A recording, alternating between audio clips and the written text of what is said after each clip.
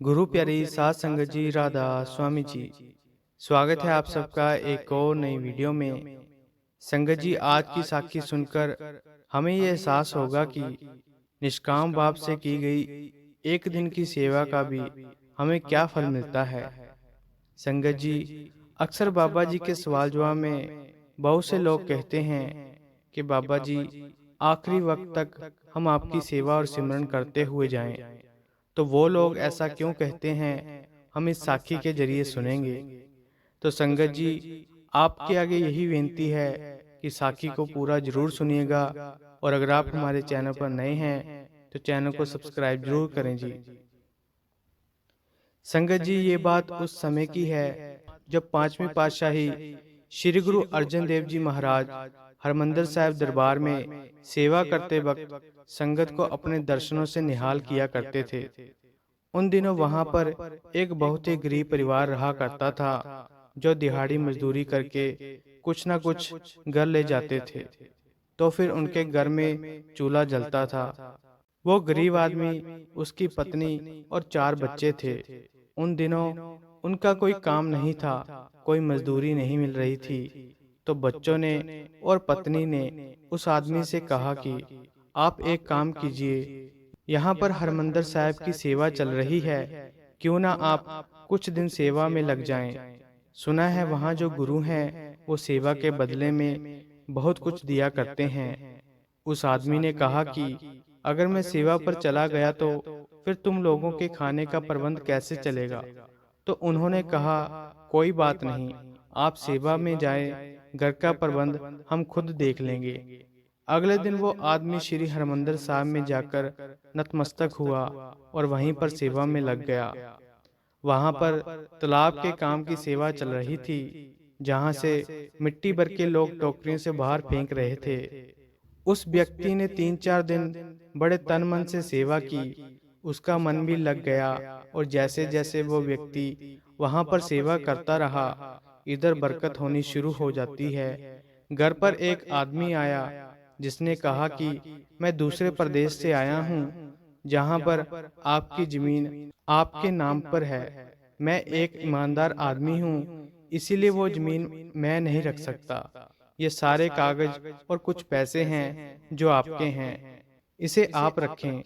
संगत जी, अब उन लोगों को समझ में नहीं आ रहा था कि उन लोगों के साथ क्या हो रहा है। उन लोगों ने जमीन के पेपर और पैसे रख लिए। उनके बेटे ने कुछ छोटा मोटा काम शुरू किया, जिसमें बाबा जी की कृपा से बहुत ही मुनाफा होना शुरू हो गया। उधर 7 दिन की सेवा में उस आदमी ने जब समय लगाया तो शाम को उसकी वापसी थी। शाम को जब उसने वापस आना था तो गुरु साहब ने उन सभी सेवादारों को बिठाया, सबको धन्यवाद दिया, उन्हें प्रसाद दिया, और फिर कहा कि अब आप सब लोग घर जाइए, आप पर गुरु घर की कृपा बनी रहे। ये बात सुनकर उस आदमी ने सोचा कि मैं यहाँ पर 7 दिन की सेवा कर रहा हूँ, और गुरु साहब ने केवल यह कहकर वहां से भेज दिया कि गुरु घर की कृपा आप पर बनी रहे। अब वो आदमी वहां से मायूस होकर प्रसाद लेकर चल पड़ा। जब घर आ रहा था तो रास्ते में एक सज्जन पुरुष उससे मिले। वो सज्जन जो भी लोग वहां से सेवा करके आते थे, रास्ते में चाय नाश्ता उन लोगों को खिलाया करते थे, फिर उन्हें घर भेजते थे। अब जब वो आदमी सामने से गुजरा तो उस सज्जन ने उस आदमी से कहा, भाई साहब, आप सेवा से आ रहे हैं तो चाय नाश्ता करके घर को जाना। उस आदमी को थोड़ी भूख लगी थी और थका भी बड़ा हुआ था, तो उसने वहां पर बैठकर थोड़ा सा जलपान कर लिया।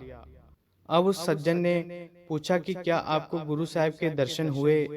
तो उस आदमी ने कहा कि मैं पिछले 7 दिनों से वहां पर सेवा कर रहा था।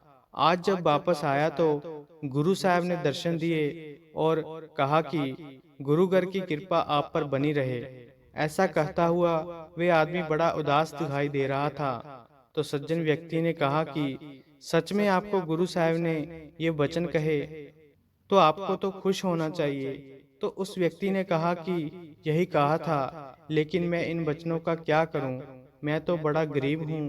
लेकिन गुरु साहब ने मुझे केवल यही बात कहकर वहां से भेज दिया। तो उस सज्जन व्यक्ति ने कहा, आप ऐसा करो कि मेरे पास 100 मोहरें हैं, आप ये 100 मोहरें मुझसे ले लो, लेकिन जो वचन सतगुरु ने आपको कहे हैं, वो वचन आप मुझे बोल दो। तो उस आदमी ने कहा कि ये बात ठीक है, मुझे थोड़ी मोहरें मिल जाएंगी, तो मेरा क्या जाता है, मैं वो वचन बोल देता हूँ। ये सोचकर उस आदमी ने 100 मोहरें उससे ले ली और ये कह दिया कि गुरु ने जो वचन मुझे कहे हैं, वे वचन अब आपके हुए, कि गुरुवर की कृपा अब आप पर बनी रहे। अब जैसे ही वह व्यक्ति वहां से निकला, घर पर जो मुनाफे का काम चल रहा था, वो घाटे में जाना शुरू हो गया। जब तक वो घर पहुंचा, घर पहुंचते पहुंचते रात हो गई, और घर जाकर जैसे ही अपने घर वालों के पास गया, तो उसके बेटे ने कहा, पिताजी आप इतने समय के लिए वहां थे, तो ऐसे ऐसे एक बड़े ही भले व्यक्ति घर पर आए, जिन्होंने हमें जमीन के पेपर दिए, पैसे दिए, हमारा काम भी अच्छा चल पड़ा था, लेकिन आज 4 बजे से हमारी बरकत होनी बंद हो गई। तो उस आदमी को ख्याल आया कि 4 बजे तो मैंने उस सज्जन को गुरु साहब के दिए हुए वचन दिए थे। उसने सारी बात अपने घर वालों को बताई कि जो गुरु ने मुझे वचन कहे थे, वे वचन मैं किसी और आदमी को देकर आया हूँ, तभी से ये काम होना शुरू हो गया है। तो घर वाले बहुत पछताए कि नहीं, आपको गुरु साहब से जाकर माफ़ी मांगनी चाहिए, ताजो फिर कभी ऐसा ना हो। तो उन्होंने ऐसा ही किया। वो गुरु साहब के पास गए, उनसे माफ़ी मांगी, क्योंकि उन्हें इस बात का एहसास नहीं था कि सेवा का मूल्य क्या है, गुरु के वचनों का क्या मूल्य है। तो संगत जी, हम में से कोई भी व्यक्ति ये बात नहीं जानता कि एक दिन की सेवा का मूल्य भी क्या हो सकता है।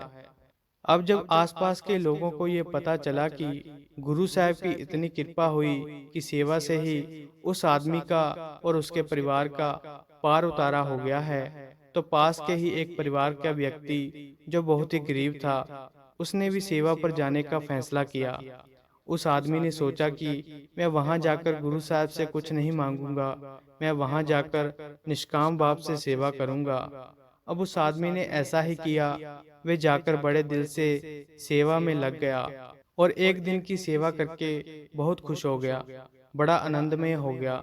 अब जब वह व्यक्ति घर वापस जा रहा था, तो रास्ते में उसका एक्सीडेंट हो गया, जिसके कारण उसकी मृत्यु हो गई।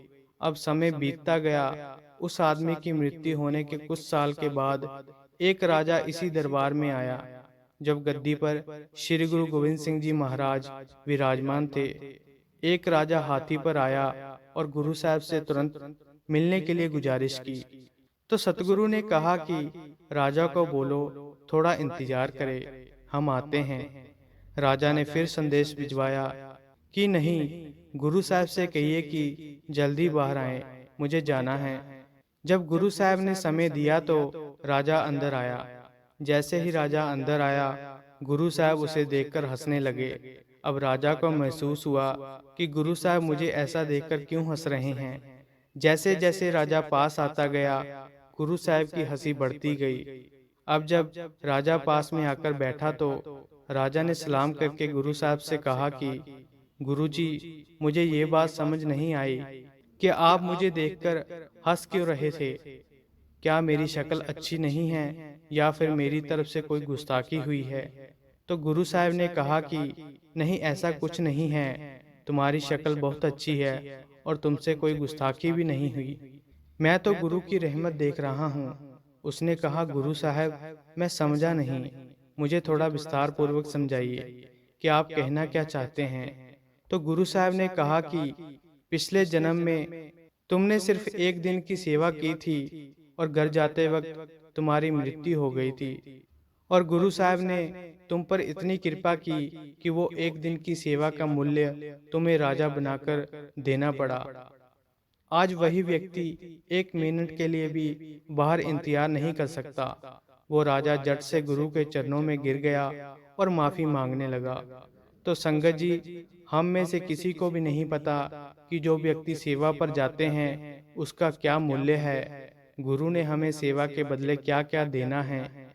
हम तो ये सोच भी नहीं सकते, और संगत जी, हमें सोचना भी नहीं चाहिए। हमें तो केवल अपने गुरु के हुक्म की पालना करनी चाहिए और जब भी सेवा का मौका आए हमें हमेशा तत्पर रहना चाहिए, निष्काम सेवा करनी चाहिए। कभी मन में यह ख्याल नहीं होना चाहिए कि इसके बदले में गुरु हमें क्या देंगे। तो संगत जी, अगर आपको ये साखी अच्छी लगी तो लाइक, शेयर और कमेंट करें और चैनल को भी सब्सक्राइब जरूर करें जी।